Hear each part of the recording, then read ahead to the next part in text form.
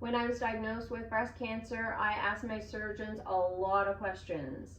And in retrospect, I actually wish I had asked more.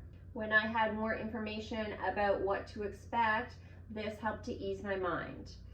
I mean, somewhat, not fully. I've since compiled a list of questions that cover mastectomy, surgery, recovery, and reconstruction. I hope some of these questions will be helpful for you leading up to your surgery. Hi, I'm Erica. I'm a breast cancer thriver and a chiropractor. Some of the questions may be directed towards a surgical oncologist, while others would be directed towards a plastic surgeon, but I didn't really split up the questions this way.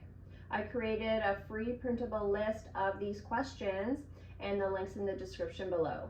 It's quite a long list, and some questions may apply to you while others may not. I'll be making comparisons to my own surgery. So for reference, I had a double mastectomy with tissue expanders put in at the same time as my mastectomy. And then about a year later, I had an exchange surgery where tissue expanders were swapped out and then implants put in. Keep in mind that I'm a patient just like you putting these questions together. I'm sure there are more that you could add to the list, and especially for those types of reconstruction that I didn't have.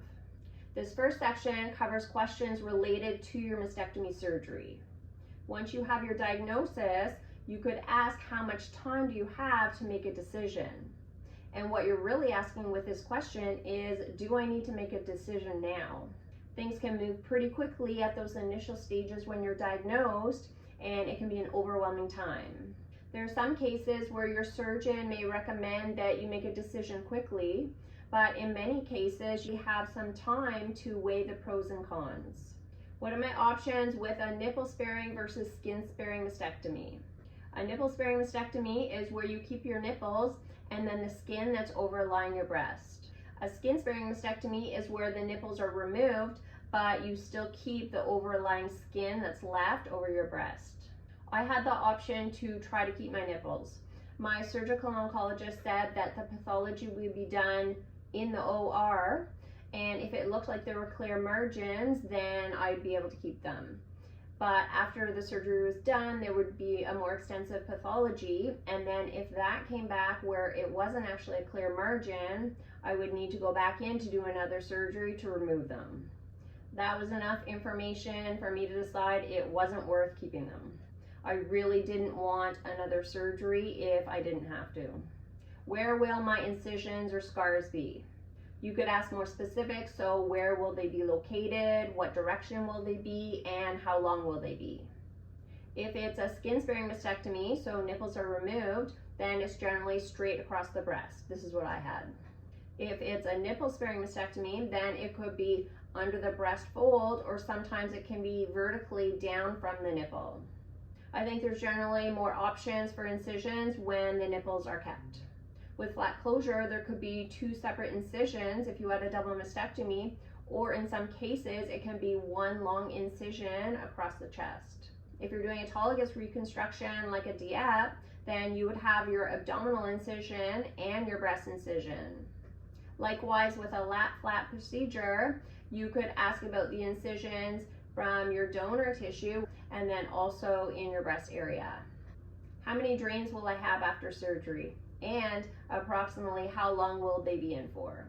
I had 1 drain on each side after my double mastectomy, and then my drains were removed at 6 days, which I know is a bit earlier than most. For autologous reconstruction, you can have drains in the donor area, so let's say your abdomen, and the breast area as well.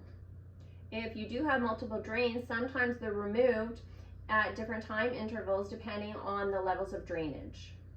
What will my sensation be like in my breast area after surgery? And how much sensation will I regain over time? For a number of months post-surgery, it felt so weird to be putting on deodorant in my underarm area on the side that my lymph nodes were removed. It was completely numb, but I have regained quite a bit of sensation there over time.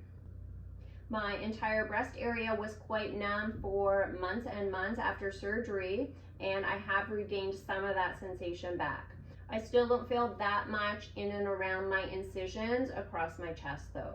There's one area in my outer chest into my armpit area that's still completely numb, and this is 3.5 years later. How much pain can I expect after my mastectomy surgery? This may be a question that your surgeon can't really answer, as everyone's pain experience can be variable, but it may still be worth asking. Pain can also depend on what's done in your particular surgeries. I was surprised that the pain from the actual mastectomy surgery wasn't that terrible. I had been anticipating more. I did use pain medication for a few days after surgery, but it did feel pretty decent overall, all things considered. What was the most uncomfortable, like I mentioned earlier, was those drains. You could ask your surgeon about potentially doing a nerve block, which is what I had, and they do this before you go into the OR, and this can help with pain management. What are the potential side effects and complications of the mastectomy and lymph node removal? How in depth you want to go with this can depend on your anxiety level leading up to surgery. Being aware of some of the possible risks can sometimes help with managing expectations, but sometimes more information isn't always a good thing. If you do ask this question, you could also ask if there's anything that you could do or that they're doing to try to reduce these risks. In terms of side effects, I think my surgeon may have mentioned something about lymphedema. Surprisingly, no one said anything about cording, but this is a really common side effect after breast cancer surgery. Had I known to look out for this, I would have started rehab right away when I started noticing cording symptoms a few weeks after surgery. How long will I stay in the hospital after surgery? I was discharged the evening of my double mastectomy, so I didn't stay overnight at all. That was at a time when we were all wearing masks, so had it been at another time, I probably would have stayed one night. If you're getting reconstruction at the time of your mastectomy, this may alter the time that you're in the hospital. And if you're having a DF flap surgery, which is a much more complex and invasive procedure, then your stay in the hospital will be much longer. What symptoms after surgery would be concerning, and then which ones would be normal? This would be helpful to know if you're not spending very much time in the hospital after surgery. Examples of what to look out for could be redness or swelling, as these would be signs of an infection. When I was discharged, I was given a phone number to call if I did have any issues or questions post-surgery. What can I do to prepare for surgery? I never thought to ask this question, but I started compiling all this information to start this YouTube channel, and I did think of a few things that would be helpful. I made a video about 3 things that you could do before surgery. The first is working on your shoulder range of motion leading up to surgery. The second is strengthening your abdominal muscles so that it makes it easier to sit up in bed without using your hands for support. And the third thing is to start sleeping on your back to get used to it. What other treatments will I require after surgery? So things like chemotherapy, radiation, hormone therapy. As much as it's good to stay in the moment during this whole cancer experience, it is nice to have some sort of idea of what's to come. Having said that, your surgeon may not actually know what's next in your treatment plan until after your surgery. I didn't end up doing chemo as I had a low oncotype score, but I didn't actually know this until a couple weeks after my double mastectomy. I also didn't know about radiation until after my surgery. When my pathology report came back, it showed that there was spread to one of my lymph nodes, so 3 were taken out and 1 was positive, which sucks. But this was one of the reasons why radiation was recommended for me. It's generally done for all lumpectomies, but not for all mastectomies. Radiation is really important in particular to ask about, as it can affect your options for reconstruction. This next section are questions related to mastectomy recovery. Some of the questions will also apply to reconstruction surgery, whether it's done in the same surgery as your mastectomy or a separate procedure. I just didn't want to repeat all the same questions in different sections. When will I be able to return to my normal routine? Again, this will depend on the type of surgery that you have, and everyone's usual routine that they want to get back to is different. Your surgeon's recommendation may also be different than other surgeons, even for the same surgery. Flat closure, being less invasive, will have a quicker recovery compared to the opposite end of the spectrum, like a DIEP procedure, which is more invasive. Whenever you are given the go-ahead, just know that early mobilization is key to a quicker recovery. The sooner you move after surgery, the better your results will be.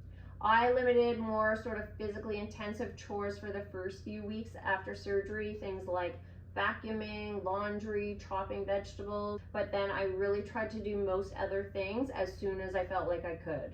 Should I limit my shoulder motion for a period of time after surgery? This is another recommendation post-surgery that I see quite a bit of variability depending on the surgeon. The rehab handout from my hospital recommended not move my arm above 90 degrees for the first 2 weeks after surgery. The handout also said that I could wash my hair, which is far above 90 degrees. So this discrepancy didn't really make sense to me. Since rehab exercises are meant to be started the day after surgery, it is reasonable to have some level of caution as you're introducing exercises. The main concern is pulling on your incisions. I felt comfortable going beyond this threshold, and I did another video about this if you want to see more specifics. How soon can I exercise? This is what I really want to know. The recommendation for this also varies quite a bit surgeon to surgeon. A common recommendation is not to lift more than 10 pounds for the first 4 to 6 weeks after surgery. I definitely did more than this, but I introduced exercises in a very sort of safe and incremental way.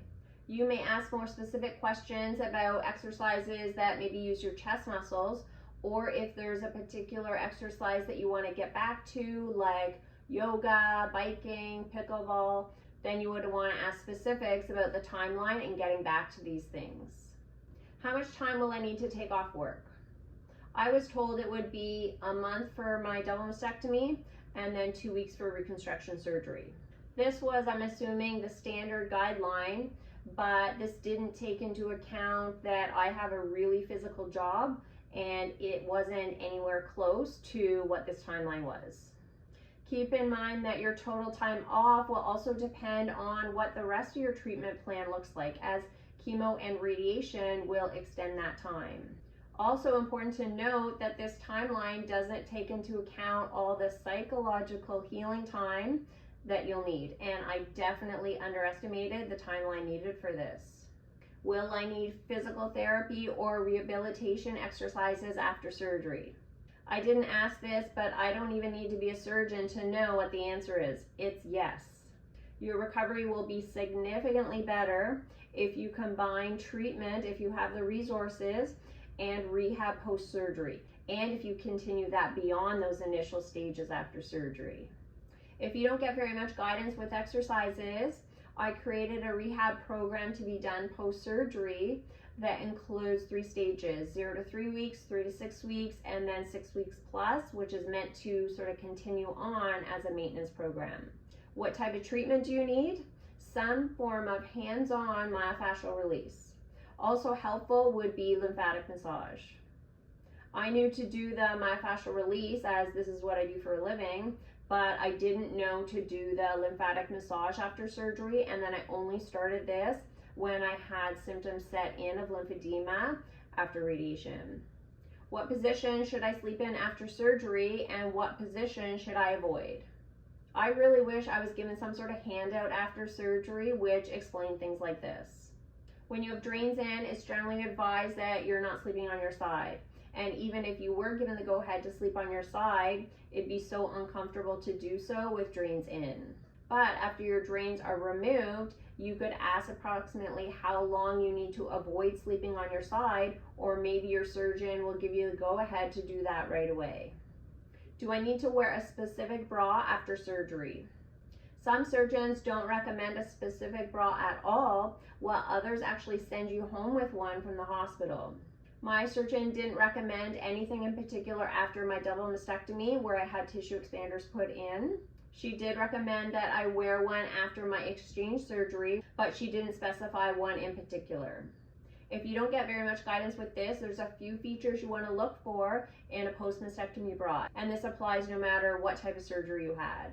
You want it to be wireless and with uniform compression, as this helps with the lymphatic flow.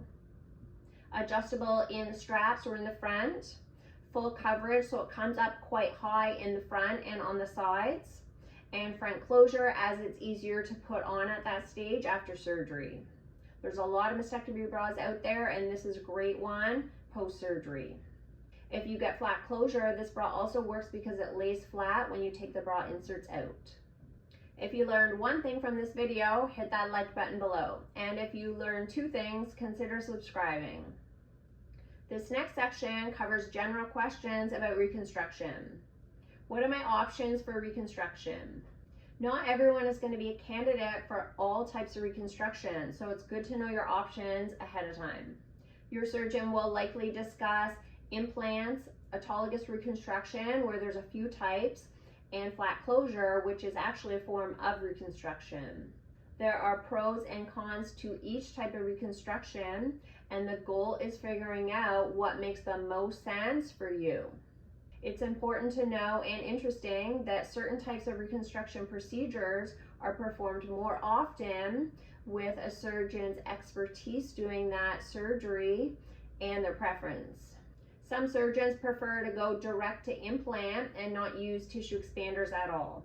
Some surgeons may do more over the muscle reconstruction rather than under the muscle. Some surgeons may have more experience with, for example, a DIAP procedure, so they may be more likely to do this if you're a candidate. It can be helpful to seek a second opinion with your reconstruction options. What type of reconstruction would be the most suitable for me and why? The expertise of your plastic surgeon can be a real asset, and it can be helpful to know their opinion of what would suit you best. I was pretty decisive in figuring out what I was going to do. I ruled out flat closure right away, as I knew I wanted breasts in some sort of fashion. My surgeon then ruled out a DIAP procedure, as I didn't have enough fat in my abdomen area. Then I ruled out a lat flat procedure, as I'm really active and I thought that my function would be too affected with this option. So this really left implants. Do you have any before and after photos of patients who've done this type of reconstruction? I never asked this, but I could see how this would be really helpful to see beforehand. If you're wanting aesthetic flat closure, I would want to see photos of other patients that look like the outcome that you're expecting. I would definitely want to see photos of different types of autologous reconstruction if I was considering that. It would also be helpful to see photos of women who have a similar shape and size to you. If you're having a one-sided mastectomy with reconstruction, you may want to see photos of what a balancing surgery would look like on the other side. What are my options for immediate versus delayed reconstruction? Immediate reconstruction means reconstruction done at the time of your mastectomy surgery.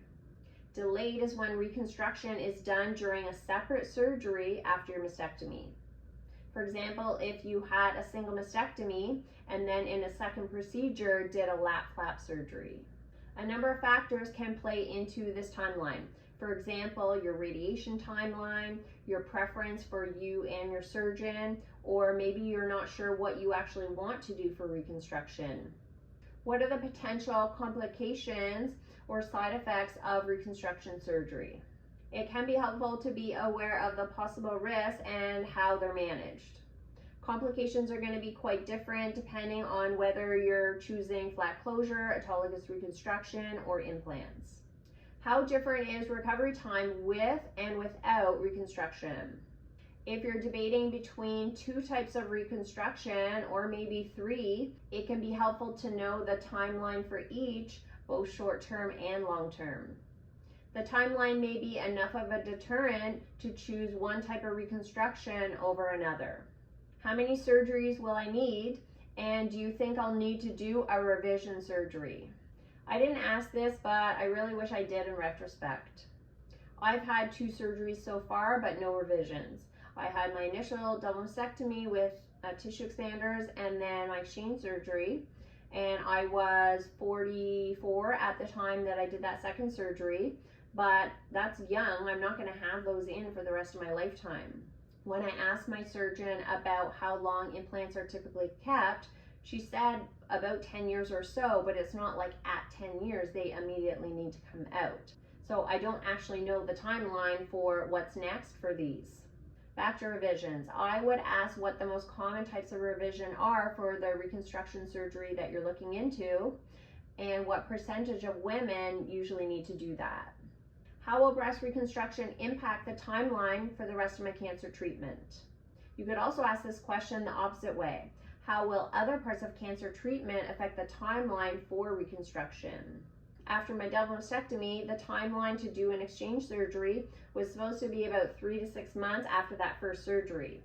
Because I had radiation, that was going to be pushed to about 6 to 9 months later, and I ended up having it about 13 months later after that first surgery. Over what time period will the entire reconstruction process take? Your surgeon may not know this at the time, but ballpark timelines can be helpful to set expectations. Even though my timeline was different than what I was originally told, it was still helpful to have some sort of idea. How does radiation affect your reconstruction options? It can be challenging to stretch tissue that's been radiated. So you can ask your surgeon what options would be available if you did need radiation. Remember though, you may not actually know whether you need radiation until after your mastectomy. Some surgeons who go direct to implant are fine with their patients getting radiation with implants in. I had radiation when I had my tissue expanders in. I had some capsular contracture on my radiated side, kind of like really hard scar tissue. And I was quite happy to have my tissue expanders out and then implants put back in. It felt like more of a fresh start, as it did feel like I had a lot more range of motion when I had that swap. How will reconstruction surgery affect my physical activity and lifestyle? Similar to asking after mastectomy, I think this is a really important question to ask.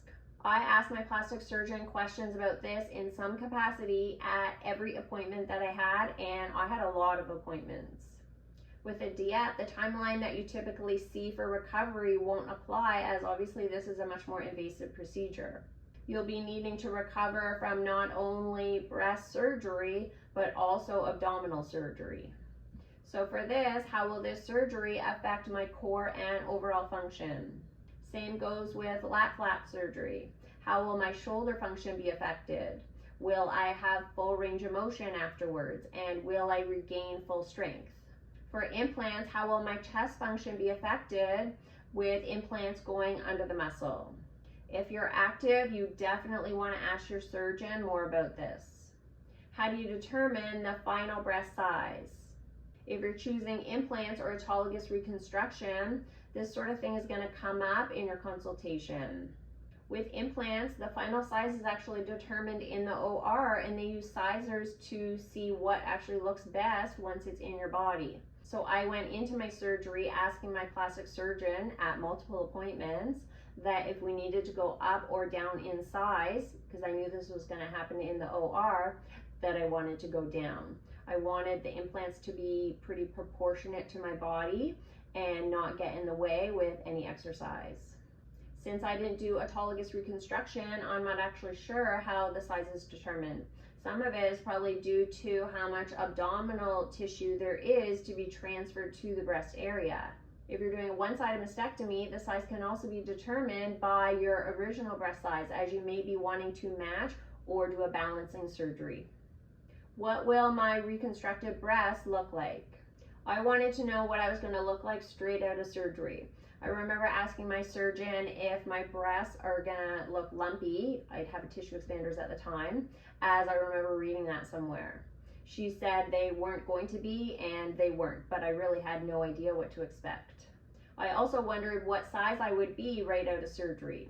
Some women come out with their expanders filled a little bit, like I did. I was probably a small A coming out of surgery, while other women will have their expanders placed but not actually filled with any saline. Mentally, I think it is helpful to know whether you're going to be a little bit filled or not. It's really all about setting those expectations. I really wasn't sure what to expect with my exchange surgery, and I was quite bandaged after that surgery, so it's like I couldn't really tell what they looked like. until after the bandages came off. And it was just a weird sort of transition because I was used to these like round, hard tissue expanders, and then the implants looked different. It's not like they were bad or anything. It was just such a difference to having these other ones for a year. So it was a bit of time to transition to those. If you're choosing flat closure, you're going to want to know, what will my contour look like after surgery? The expectation for flat closure is that it's flat, but sometimes women can actually have a concave appearance, so almost like a scooped out appearance on the chest wall. Or they can have the opposite, where there's some extra skin left over. If you're doing autologous reconstruction, you may want to know how symmetrical your reconstructed breasts are going to be. If you're doing a one-sided mastectomy, what's the expectation for appearance if you're doing a balancing surgery? This is a completely different topic, but it is important to know. Will my insurance cover the reconstruction surgery? I'm not going to go into much detail with this, as it really can be dependent on where you live and what your insurance is. You may also want to ask if any future reconstruction procedures are covered. Let's go into a little bit more detail with the reconstruction types. For implants, are they going to be placed over the muscle, called prepectoral, or under the muscle, called subpectoral? I briefly touched on this already. There are a number of factors that go into making this decision, and there are pros and cons to both, which I go into in another video. Being so active, I definitely had a preference to go over the muscle, but I wasn't a candidate for this. With going under the muscle, my chest function is reduced a bit, and I have animation deformity, which is expected, but I still would have done the same surgery if I had to do it over again. How do you determine which implant to use? So things like the size, the projection, the width. I would want to know what the differences are between some of the brands of implants, and then also within a particular brand, what are the differences with the types of implants that they carry. My plastic surgeon and I didn't discuss anything about the brand that she was going to use or any of the metrics. What she chose ended up working well, but I probably would have asked more questions about this if I'd known what to ask. Will you be using acellular dermal matrix, or also known as ADM? ADM acts like a supportive scaffold, like a sling, and helps to keep the implant in position. It can also be used to cover the edges of an implant. I didn't know to ask about this at the time, and my surgeon didn't use it for my surgery. I think it's more often used with implants placed in front of the muscle. For flat closure, one of the most important questions is confirming that it's going to be aesthetic flat closure and you'll have no skin left over. You really want to make sure that your expectation of flat closure is matching your surgeon's. In order to be on the same page, it's helpful to discuss in detail what the final outcome will look like. Sometimes what can happen is a patient can give some sort of indication that they may want reconstruction down the road. And then what can happen with this is a surgeon will leave some extra tissue behind because it will make it easier to have that reconstruction surgery down the road. But then if that patient decides that they don't want to do that, they're going to be really dissatisfied with all this extra skin and tissue left over.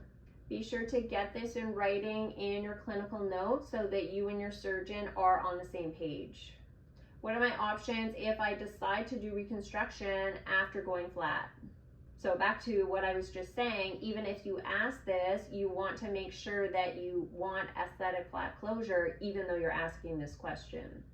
Reconstruction can be done after going flat, but the options to choose from are more limited because you are removing that extra skin. I'm throwing it over to you now. What questions did I miss? Comment down below if you can think of any other questions that would be helpful to ask. All the best with your upcoming surgery if you're watching this video before then. See you next time.